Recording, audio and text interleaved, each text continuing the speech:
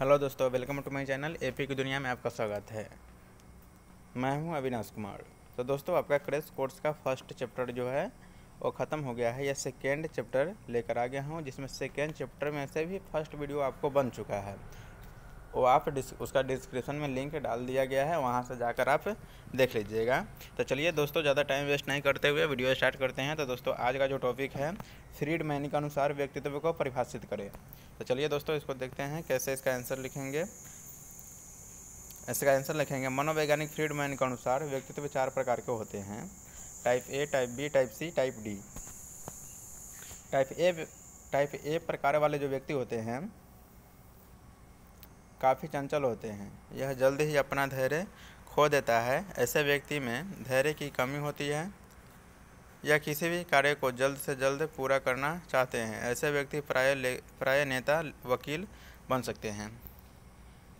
Type B वाले जो व्यक्ति होते हैं वो धैर्यवान होता है। यह अकेला रहना पसंद करता है तथा ऐसे व्यक्ति किसी भी कार्य का निष्कर्ष निकालकर उसका धीरे धीरे निपटाना करते हैं। ऐसे व्यक्ति प्राय लेखक, कवि इत्यादि हो सकते हैं।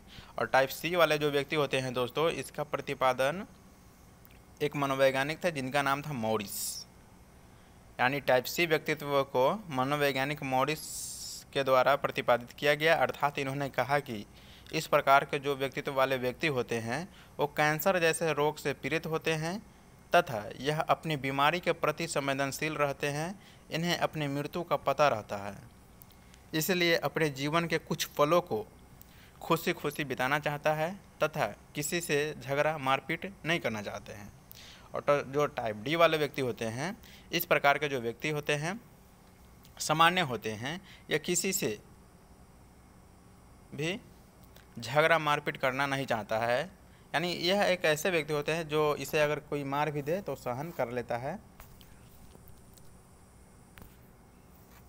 मार भी दे तो सहन कर लेता है। अगला क्वेश्चन है आइजेंक का व्यक्तित्व सिद्धांत।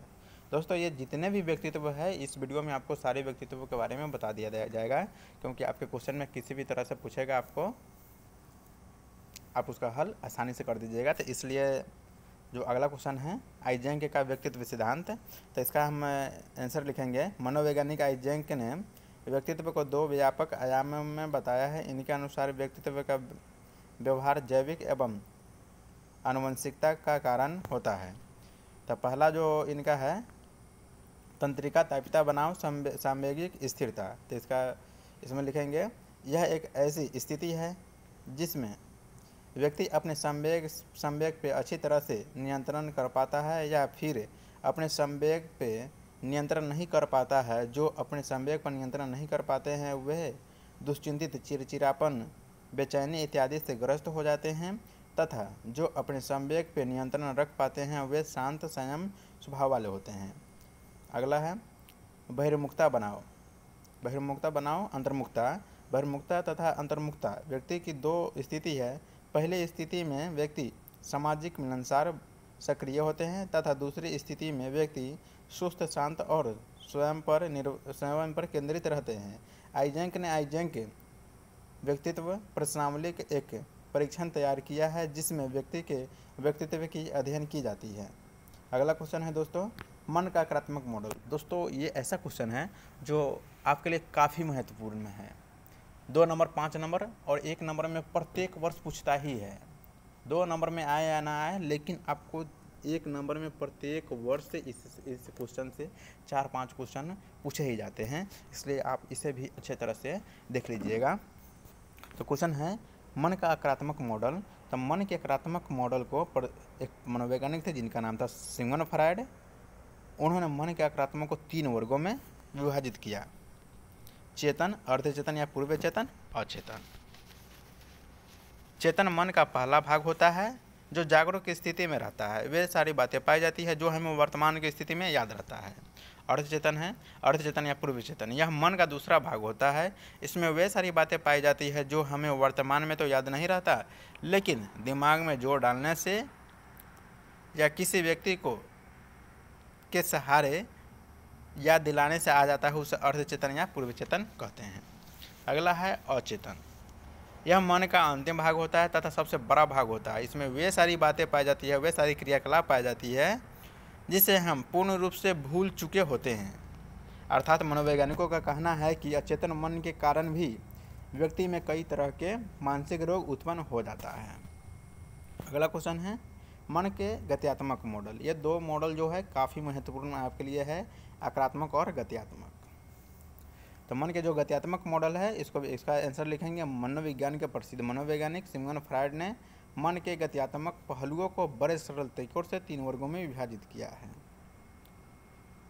और 3 भाग है, ईड, ईगो, सुपर ईगो। इसका हल कर देते हैं। तो यह मन का पहली आवश्यकता है जो सिर्फ सुख के पक्ष में कार्य करता है। इसे अपने मान सम्मान से कोई मतलब नहीं रखता है।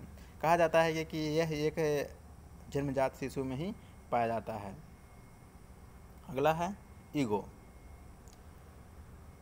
यह मन का दूसरा भाग होता है, अपने मान सम्मान, इज्जत, प्रतिष्ठा को बचाए रखने का कार्य करता है। और जो तीसरा होता है सुपर ईगो, यह मन का अंतिम भाग होता है जो मन का नैतिक मान होता है तथा ईड और ईगो के बीच को उलझनों को सुलझाता है।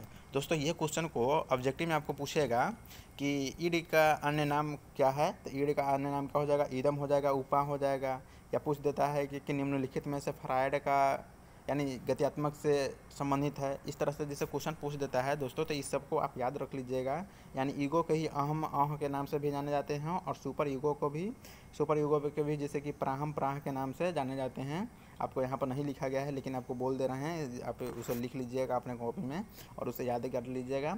और तीसरा जो आगे जो क्वेश्चन है वो क्वेश्चन है लिबिडो क्या है। तो मनोवैज्ञानिक फ्रायड ने इसे भी प्रतिपादित किया और कहा कि इसका काम सिर्फ ईड और ईगो के बीच को उलझनों को सुलझाने का कार्य करता है। समझ गए, यानी उसे ये ऊर्जा प्रदान करता है।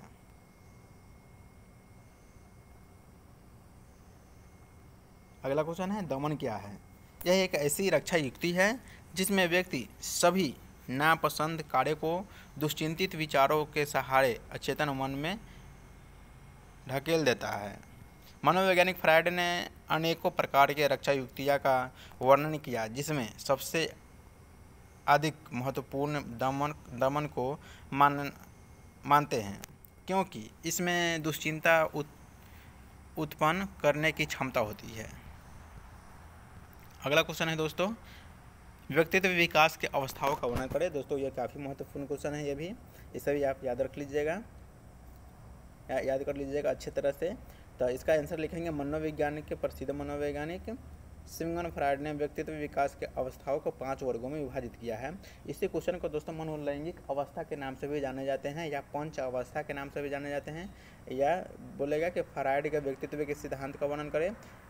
इसको दोस्तों याद रखिएगा कि इस क्वेश्चन को पूछेगा फ्रायड के व्यक्तित्व के प्रकारों का वर्णन करें, एक पूछेगा आपको पंच अवस्था का वर्णन करें और एक पूछेगा आपको मनोलैंगिक अवस्था का वर्णन करें और एक क्वेश्चन यही रहेगा व्यक्तित्व विकास की अवस्थाओं का वर्णन करें।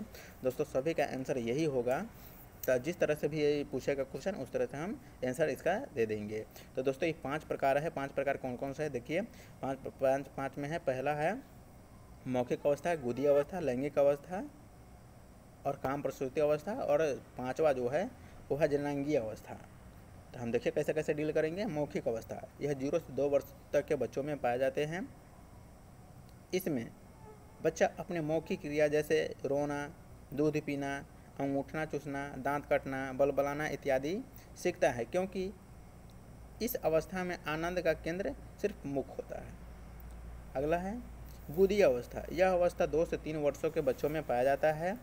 इसमें सुख का केंद्र परिवर्तित होकर गोदीय क्षेत्र में आ जाता है, जिस कारण बच्चा मल मूत्र को त्याग करने में आनंद का अनुभव करता है तथा इसी अवस्था में माता पिता यह चाहते हैं कि बच्चा इस क्रियाओं को करना सीख जाए, जिस कारण बच्चे के मन में ईड और ईगो के बीच द्वंद्व उत्पन्न होता है। यानी द्वंद्व का मतलब होता है दोस्तों 2 विचारों के बीच उलझ जाना ही द्वंद्व कहलाता है। 2 विचारों के बीच जिससे हम सोल्व नहीं कर पाते हैं कि हम ये कार्य करें या वो कार्य करें। अगला है लैंगिक अवस्था। यह अवस्था 4 से 5 वर्ष के बच्चों में होता है। इस अवस्था में बच्चे लिंग भेद को समझ जाते हैं, जिस कारण बालक इडिपस मनोग्रंथि में अपने माता से तथा बालिका इलेक्ट्रा मनोग्रंथि में अपने पिता से प्रेम करने लगता है। साथ ही बालक को अपने पिता से तथा बालिका को अपने माता से दंडित होने के भी भय उत्पन्न होती रहती है। अगला है काम प्रसूति अवस्था। यह अवस्था 7 वर्ष से लेकर यौवना आरंभ तक बनी रहती है, जिससे वे शारीरिक विकास करता है तथा उसकी कामेच्छाएं सापेक्ष रूप से निष्क्रिय हो जाता है तथा इसमें बालक संसार के प्रति अनेकों दृष्टिकोण को समायोजन कर लेता है। अगला है जननांगीय अवस्था। 5वां है सबसे लास्ट वाला, यानी जननांगीय अवस्था। इस अवस्था में व्यक्ति मनोलैंगिक विकास में परिपक्वता प्राप्त कर लेता है तथा पुनः पूर्व की कामेच्छाएं तथा भय की भावनाएं विकसित हो जाती है। इस अवस्था में विपरीत लिंग के सदस्यों से विपरीत ढंग से काम संबंधित आचरण करना सीख लेते हैं। नोट में हम लिखेंगे मनोलैंगिक अवस्था तथा फ्रायड ने किस तरह से व्यक्तित्व विकास की अवस्था, यानी इस तरह से ये नोट में बताया गया है कि इस तरह से क्वेश्चन आपको पूछे जाते हैं, इसलिए आपको इस तरह से क्वेश्चन पूछेगा तब चक्कर आएगा नहीं कि हाँ कि इसका आंसर हम क्या लिखेंगे। दोस्तों ये सब का भी आंसर यही होगा। पंच अवस्था के नाम से भी पूछे जाते हैं ये क्वेश्चन का कि आंसर क्या होगा। तो पंच अवस्था को भी जैसे कि है ना मनोवैज्ञानिक सिमोन फ्रायड ने ही बताया था। मनोलैंगिक अगर पूछेगा तो इसका भी प्रतिपादन आपको सिमोन फ्रायड ने ही किया था। यानी दोस्तों जिस तरह से भी क्वेश्चन पूछेगा उस तरह से हम आसानी से इसका हम आंसर लिख देंगे। तो दोस्तों ऐसा ही वीडियो के लिए आप हमारे चैनल पर बने रहे। अगर हमारे चैनल पर अगर नए हैं तो लाइक शेयर कमेंट और सब्सक्राइब करना नहीं भूलें। अगर इसका नोट चाहिए तो दोस्तों आप कमेंट में बताइए कि हाँ कि सर हमको नोट चाहिए, तो उसका भी लिंक आपको डिस्क्रिप्शन में डाल दिया जाएगा, जहाँ से आप जाकर डाउनलोड कर लीजिएगा। चलिए दोस्तों मिलते हैं फिर अगले वीडियो में। ओके बाय, मिलते हैं।